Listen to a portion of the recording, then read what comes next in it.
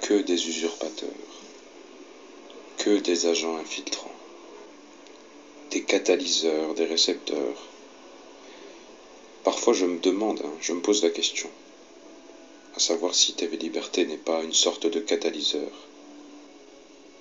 Depuis que les prophéties du grand monarque commencent à se répandre, c'est arrivé à l'oreille des médias, c'est arrivé à l'oreille du système, ils le savent, et ils essayent d'infiltrer, et ils essayent de tromper. On voit que le système commence à parler de monarchie, on voit que ils tentent une ruse en fait, c'est une genre de ruse. Je vois très bien ce qu'ils essayent de faire. Mais bien sûr, ils ne pourront jamais, ils ne peuvent pas usurper jusqu'au bout. Ils vont tromper au début, mais au début seulement. Car les monarchies qu'ils vont vous proposer, c'est toujours la même chose, il faut regarder s'il y a Dieu dedans. Et on va vous parler de monarchie anglaise ou de monarchie espagnole, ce ne sont pas des monarchies. La monarchie française, en tout cas, ce n'est pas ça qui est attendu. Il n'est pas mis sur le trône par la République. Les francs-maçons essayent de sauver leurs fesses. Et ils sentent le vent tourner et ils les essayent d'infiltrer. Mais ce ne sera pas possible là.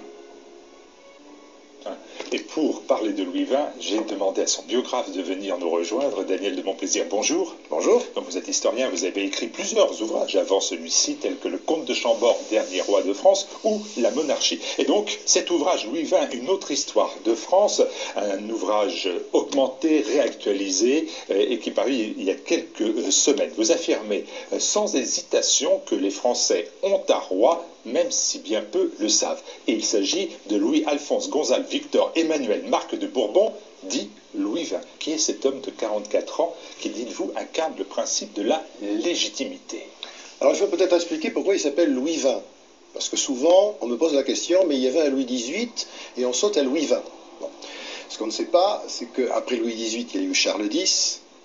Et lorsque Charles X a abdiqué et est parti en exil, son héritier, le duc d'Angoulême, s'appelait Louis et donc aurait porté le titre de Louis XIX. Louis XIX n'ayant pas régné, mais étant quand même légitimement le roi empêché, le prochain Louis forcément portait le nom de Louis XX. Donc notre Louis XX, il est effectivement né en 1974, il est né en Espagne, il y vit toujours, il est à Madrid. C'est le fils du prince Alphonse de Bourbon qui avait beaucoup fait pour la restauration en tout cas de l'image et de l'idée monarchique en France. Et c'est le descendant en ligne directe de Louis XIV via Philippe V, petit-fils de Louis XIV qui était devenu le premier roi d'Espagne Bourbon en 1700. Avant de venir sur cette question qui fâche, il est marié, il a des enfants, il fait quoi? Il vit où? Alors quoi? Il est marié avec Marguerite Vargas, qui est née au Venezuela, qui parle maintenant un français impeccable. Il a 3 enfants, une fille Eugénie et des jumeaux, qu'il a d'ailleurs titré duc de Bourgogne et duc de Berry, voyez-vous, pour faire référence à son ascendance française. Il travaille comme banquier à Madrid. Il est le responsable pour l'Europe d'une banque d'affaires vénézuélienne. Alors, vous estimez, et je reviens à ce que vous indiquiez il y a un instant, que la filiation entre Louis XIV et celui qui pourrait régner sous le nom de Louis XX est directe. Cependant, parce qu'il y a un cependant... Il est banquier. Ben voyons. Bonjour à tous, comme vous venez de l'entendre dans le petit extrait audio, suite à la recrudescence de ces vidéos qui parlent de toutes ces prophéties qui nous annoncent la venue d'un grand monarque pour la fin de notre monde, une multitude d'intellectuels, d'hommes politiques francs-maçons et de philosophes essaient de transformer une intervention divine en une simple banalité monarchique. Alors que les prophéties semblent évoquer l'arrivée d'un grand monarque qui se manifestera sur l'ordre de Dieu, nos élites francs-maçonnes essaient d'occulter cette empreinte divine pour en fait se focaliser sur une simple vision on ne peut plus matérialiste de cet événement attendu pour la fin de notre monde. Ayant été à l'origine de la déchristianisation de l'Europe en général et de la France en particulier, nos élites francs-maçonnes font tout ce qui est en leur pouvoir pour transformer une intervention divine en une simple résurgence de la monarchie française. Et pour argumenter leur dire, ils font souvent référence à la descendance des rois de France. Ils essaient de réinterpréter toutes ces prophéties qui annoncent l'arrivée de ce grand monarque. Et à la place de ce mystérieux personnage, ils souhaiteraient y substituer un roi bien mortel qui serait issu de la lignée des rois de France. Et à écouter Henri d'Orléans, là je vous mettrai le lien en dessous de la vidéo, vous pourrez écouter. Et à écouter ce fameux Henri d'Orléans qui serait l'un des favoris pour le trône de France, vous remarquerez qu'il reprend à quelques mots près le discours de l'extrême droite, à savoir que l'islam est en train d'envahir l'Europe, il occulte complètement de son idéologie la politique coloniale de l'Europe. Et comble de l'ironie, ce prétendant au trône de France s'attaque aux musulmans de Bosnie et du Kosovo, alors que c'était eux qui étaient les victimes dans ce conflit. Mais bon. Plusieurs mouvements d'extrême droite suivraient cette optique. Ils imaginent un roi bien chrétien qui rétablirait la pureté de la race blanche. Quelle grossière erreur quand ils connaîtront l'origine ethnique de ce mystérieux grand monarque dans le futur. Puisque comme vous le savez, pour ceux qui suivent mes vidéos, je l'ai souvent dit, ce mystérieux grand monarque correspondrait en fait à celui qui attendent les musulmans et qui porterait le titre de Mahdi. Donc logiquement, son origine serait arabe et musulmane. Mais bon. Le grand monarque sera envoyé selon les desseins de Dieu et non en fonction du nationalisme des uns et des autres. Quand vous parcourez la toile internet, vous tomberez sur une multitude de vidéos qui traitent sur le sujet de ce mystérieux grand monarque attendu pour la fin de notre monde. Et là, vous remarquez assez rapidement que beaucoup de ces youtubeurs qui en font la promotion sont emportés par leurs convictions religieuses chrétiennes. Ils nous présentent le grand monarque comme un roi chrétien qui reviendra rétablir la chrétienté, repousser la menace islamiste, en quelque sorte le programme d'une extrême droite en mal de pouvoir. Pensez-vous réellement que Dieu va nous envoyer un monarque pour établir une sorte de fausse bannière chrétienne qui était une création de l'Empire romain afin d'asseoir son pouvoir sur les peuples qu'il dominait à l'époque?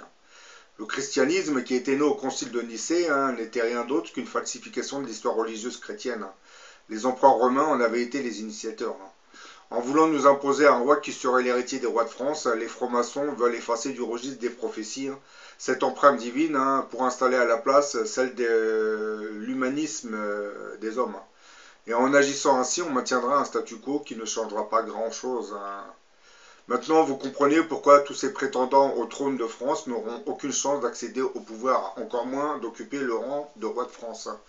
Puisque là, dans le petit extrait que vous venez d'écouter, qui nous vient de la chaîne de Green Shadow, on nous parle de Louis XX, le prétendant au trône, qui lui vivrait en Espagne, c'est pour vous dire. Quant à Henri d'Orléans, lui, carrément, ses parents ont été exilés et il serait né en Belgique.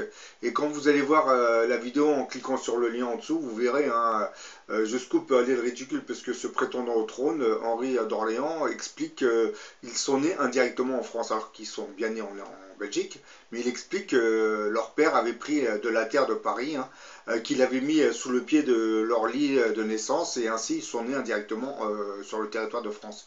Oui, c'est un peu stupide, voilà, tout pour ramener cette monarchie en France, alors qu'en réalité, depuis la Révolution française, tous ces prétendants au trône, du moins leurs ancêtres, se sont exilés vers les pays voisins. Le grand monarque, lui, sera un réformateur universel qui essaiera de réunifier les différents peuples de la planète.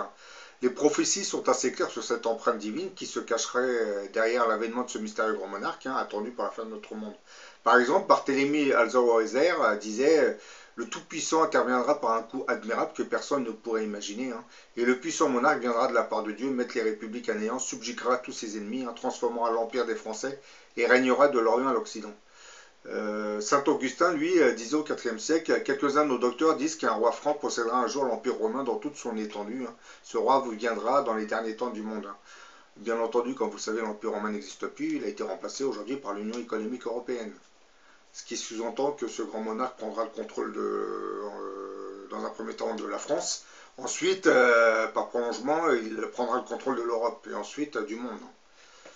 L'évêque de Reims, lui, Saint-Rémy, à la veille du baptême de Clovis en l'an 496 après Jésus-Christ, prophétisait vers la fin des temps, un descendant des rois francs régnera sur tout l'Empire romain. Il sera le plus grand des rois de France et le dernier de sa race. Il arrivera comme par miracle. Quant à Saint-Ange, martyr Carme, en l'an 125, du moins 1125, lui, il disait un roi s'élèvera finalement de l'antique race des rois de France, hein, d'une insigne piété envers Dieu. Sa puissance s'étendra au loin sur terre et sur mer. Ben là, vous en conviendrez, lorsque vous entendez toutes ces prophéties, on ne peut pas imaginer un seul instant qu'elles feraient référence à de simples rois bien mortels, hein, qui prétendent au trône de France. Hein. Surtout, je parle de Louis XX ou du comte de Paris, hein, qu'on appelle Henri d'Orléans. Dans ses nombreuses lettres, par exemple, le père Padre Pio faisait un peu allusion à tout cela. Le grand monarque viendra de la part de Dieu et non des hommes comme un simple roi. Hein. Bah, je vais vous citer quelques lettres qui avaient été écrites par le père Padre Pio et qui avaient été retrouvées en 1972. Hein. Ces lettres, qui remontent à l'année 1972, avaient été adressées à un pieux religieux. Hein. Bon, je vous cite, hein, les quelques lignes. Hein. Lettre du 25 février 1972. Très cher père, le Padre Pio me disait, sans le soutien du pouvoir royal de David, l'Église tombe en décadence sous le pouvoir de l'esprit du serpent, qui lui relève sa tête orgueilleuse sur le chef de l'Église. Le Padre Pio disait que le pouvoir royal est un pouvoir divin qui abaisse les serpents. Les républiques, par contre, relèvent de terre les esprits serpents, lesquels sacrifient le peuple de Dieu, l'empêchant de s'élever vers le Dieu du ciel. C'est aujourd'hui le mal de l'Europe sous les républiques, hein, disait, du moins précisait le Padre Pio. Lettre du 6 novembre 1972. Hein. Padre Pio savait que la France cache un pouvoir qui se révélera à l'heure établie, c'est-à-dire à l'heure de Dieu. Hein. Dans le monde manque le pouvoir royal que Dieu avait caché en ces temps de folie. Le pouvoir royal seulement, celui que Dieu donnera à David, est capable de régir le gouvernement des peuples. Sans le pouvoir royal de David, reconnu et mis à sa juste place, me disait le Padre Pio, la religion chrétienne n'a pas le soutien indispensable sur lequel appuyer la vérité de la parole de Dieu. La folie des hommes avait été de tenter de tuer la royauté. Hein. Le monde le paye encore aujourd'hui, car sans le véritable roi promis par Dieu, parmi les descendants de David, hein, le pouvoir de Dieu ne réside plus dans le cœur des chefs d'État et des ministres. Mais Satan, lui, tire avantage à remplacer le pouvoir royal du David vivant. Hein. Que le malheur du monde sera grand avant que les hommes puissent comprendre cette vérité. Maintenant, nous allons dire quelques mots sur cette monarchie française. Mais avant, pour ceux qui ne connaissent pas le père Padre Pio, c'est un saint qui avait contracté les stigmates du Christ. Hein. C'est-à-dire que ses mains, comme vous savez, le Christ a été crucifié. Hein. On a cloué ses mains sur la croix et les stigmates qui sont réapparus dans le corps du Padre Pio, ses mains devenaient ensanglantées et un peu au niveau du mollet. Pourquoi? Parce que c'est pas le seul qui était apparu avec des stigmates. Hein. Vous avez beaucoup de saintes aussi à travers le monde qui ont contracté ces stigmates. Ça, c'est un signe annonciateur qui nous prépare à l'arrivée, hein, des tribulations de l'Apocalypse. Hein. À savoir, l'un des signes annonciateurs sera l'apparition de l'Antéchrist, comme vous le savez. Hein. Bon, parlons un peu de cette monarchie française. Hein. La France, rappelons-le, avait été gouvernée par 40 rois pendant environ 13 siècles. Hein. Et ce règne de la monarchie prendra fin pendant la Révolution de 1789. Hein. Bien que nos manuels scolaires nous disent que c'était le peuple qui se révoltait contre la tyrannie du roi, la vérité est beaucoup plus machiavélique que cela. Hein. C'est surtout les élites issues de la bourgeoisie financière qui seront à la source des révoltes. Hein. Cette bourgeoisie voulait tout simplement se débarrasser d'une monarchie qui empêchait la libéralisation des marchés économiques. Hein. Par la suite, les philosophes et les francs-maçons s'inviteront dans la Révolution et ensemble écriront les textes d'une nouvelle constitution, hein, qui donnera naissance à notre République. Hein. Une partie de ces philosophes qui avaient rejoint l'idéal libertaire des francs-maçons imprégneront de leur sceau laïque, hein, toutes les institutions qui constitueront notre République. Hein. Aujourd'hui, on peut dire que cette caste bourgeoise et franc-maçonne a fini par donner naissance à une véritable oligarchie, hein, qui aujourd'hui s'ingénie à servir l'ensemble du peuple et surtout des peuples européens en pillant leurs richesses. Le 17 juin 1789, le tiers-état s'était déclaré assemblée constituante, donnant officiellement le pouvoir au peuple. Mais en fait, on cédait le pouvoir aux vrais initiateurs de la Révolution française, qui était la bourgeoisie. La bourgeoisie des affairistes. Les fonctions du roi de France ont progressivement cédé la place, ont été remplacées par celles du président de la République française. La République française a souvent été qualifiée de monarchie républicaine, car le président, élu au suffrage universel direct, dispose de larges pouvoirs et donc d'une grande capacité d'action. Nous pouvons comparer les mandats présidentiels comme une sorte de jeu de chaises musical où chaque homme politique élu joue au roi pendant le temps qui lui est imparti, puis laisse sa place à un autre homme politique, et ainsi de suite. Certes, on peut dire que le président dispose de larges pouvoirs, mais de nos jours, il n'a plus vraiment beaucoup de marge de manœuvre pour exercer ses principales fonctions, car il doit sans cesse composer avec les lobbies en place s'il veut se donner toutes les chances d'être élu 5 ans plus tard. En parlant de lobby, je parle bien entendu de cette oligarchie qui a pris le contrôle économique et politique de notre nation. La fonction présidentielle est devenue la proie de carriéristes politiques qui se battent pour accéder à la plus haute fonction, autrement dit pour des ambitions personnelles.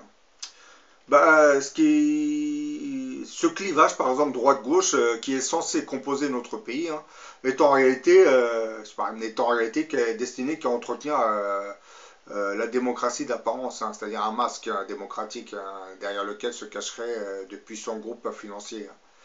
Et constituerait en fait un simple épouvantail agité par des partis républicains qui ont depuis longtemps compris tout l'avantage qu'ils avaient à diviser pour mieux régner. J'entends par là faire croire aux électeurs qu'il existe des différences idéologiques fondamentales entre la droite et la gauche. Voilà, on leur fait croire, on les fait rêver en leur disant droite-gauche c'est différent, alors qu'en réalité vous savez très bien que depuis l'ère de Mitterrand, la gauche socialiste s'est ouverte à la libéralisation du marché économique. Donc cette gauche qu'on appelle socialisme est une droite modérée en réalité.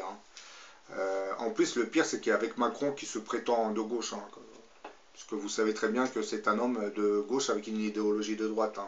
Il a été intégré dans le gouvernement de François Hollande parce que déjà ce gouvernement pratiquait une politique de droite. Donc voilà, il n'y a rien de sorcier à tout cela. Précisons que les hommes politiques actuels sont les héritiers des révolutionnaires de 1789. Autrement dit, une classe bourgeoise qui, tout en prétextant représenter le peuple, n'a fait que détruire le système monarchique afin de jouir des mêmes droits et profiter des pouvoirs qu'avait l'aristocratie de l'époque.